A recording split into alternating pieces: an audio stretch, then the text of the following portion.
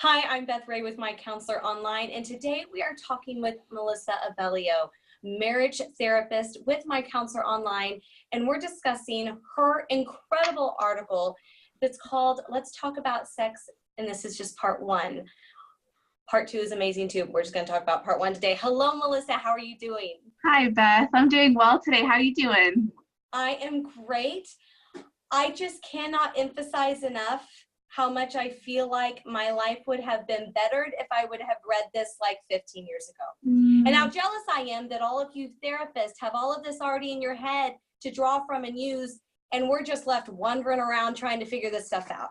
What you have done is put something down that really was just remarkable writing, very, very helpful, and made so much sense if you have or if you realize your ideas of what sex is and what it's intended for and how it's supposed to feel, that you might have some misconceptions that are incredibly common, especially, and you address this right off the bat in the article, if you got your ideas about sex from the church, which is a bold statement, but so incredibly true. Talk to me a little bit about how that has affected people. Absolutely. Well, thank you, Beth, so much for your sweet comments. That's really nice. I think, first of all, I think that the church obviously has had no intention of communicating this message that sex is bad. Sex is not good. It's no good. And I think, you know, the real fear has been that if we talk about sex in the church, that it would do damage, potentially, would do some kind of damage in some type of way. And so I think because of the silence, it's really impacted a lot of people. There's no conversations about what desire is about, what sexual desire is about, what sex is about in general. It's just kind of sex is not good, sex is bad, we need to stay away from it, it's evil.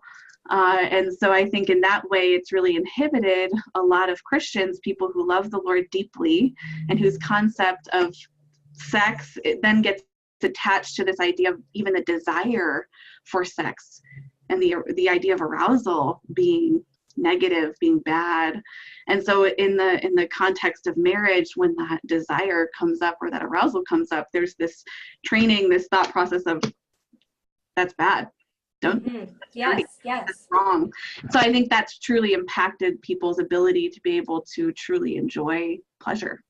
Yes, I agree. And I think that there's, when, you know, you do mention in the article something that I think is just very true when it comes to the church's intent, which is, you know, you don't want to talk about it in too great a light because you've got people you're trying to, you know, you've got teenagers and people that you're trying to encourage them to save themselves for marriage and operate, you know, their lives in a very biblical way.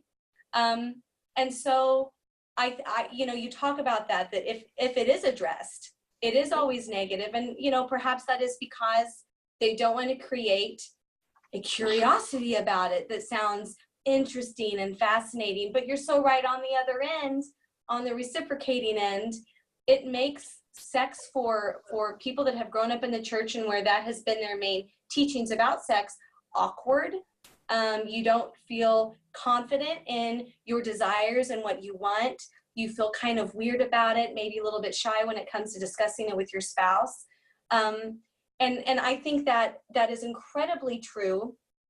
The other thing that you talk about that, or that I just wanted to talk to you about is my experience when it came to what sex is. It wasn't always in a negative light, but it was certainly put into a sex is beautiful and it is very holy. Well, that's great, but it's not sexy. And so when it comes to you know, getting married and exploring that with my spouse, it was like, well, that's not, it's I'm sure it's true, but it's not really enticing. Things that are enticing are bad, they're evil, those sorts of things. So it was, you know, that sort of confusion and not knowing how to reconcile the holy act of what you're doing and the pleasure of what you're doing was very difficult for me as a Christian. Absolutely. Yeah.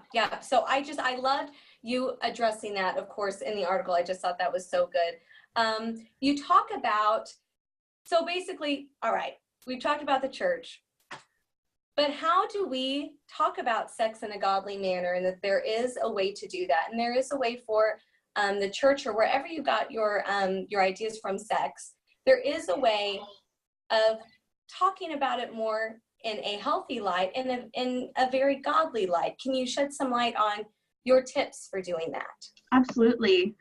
Well, I think that these conversations can really start, I mean, just depending on the age. Obviously, we could talk about how to talk about it as adults, but even if you think about educating children at the very young age about even their body parts, and that their names for the body parts, that they're acceptable, that they're good, that there's a penis and a vagina, that those words aren't bad, they're not evil, that their body parts are to be cherished and protected, but that they're good, that they were designed by God, and that they're meant to be protected and honored. And so I think that there's some age appropriate conversations that can be had throughout development about your body, about desire, about arousal. And those, I could go through the specifics about each of those, but really even starting at that basic level about just our bodies in general, and how good God designed them, and them being good. And there's some really useful and helpful books for the different age appropriate times for kids to be able to learn those different pieces. So I think that's a way that we could talk about it. I think even as adults, just being able to have conversation around arousal, being able to have conversation about what things feel like. For single sexuality, being able to have those kinds of conversations with people. I think that's kind of shied away from, and we don't talk about that very much. It's kind of like, oh, it's bad, you shouldn't be feeling any type of anything, really. You shouldn't be feeling any arousal at all. You shouldn't be having a bodily reaction even. Being able to have conversations and engage in conversations about even those things in single sexuality. And obviously as married people, being able to have conversations about what feels good, what doesn't feel good, and having some even education from the church about, okay, how should we think about sex? And the Bible talks about that. Really, when you look at Song of Solomon, he was talking about a lot of specifics about pleasure, really, when you look at it in detail. And so being able to even explore books of the Bible like that, and look at how God embraced pleasure. Yes. In the scriptures. Yes. I wanted to talk to you about something. Whenever you're talking about single sexuality, because you are right, that is a topic that is not discussed. And you talk about how if you're single, you need to learn how to separate temptation from sin. Oh, Melissa, I am telling you, I just am like, that is brilliant. But then, I read it and I read through what you had to say, and it is so incredibly good. How do you, well, first of all, let's just talk about that.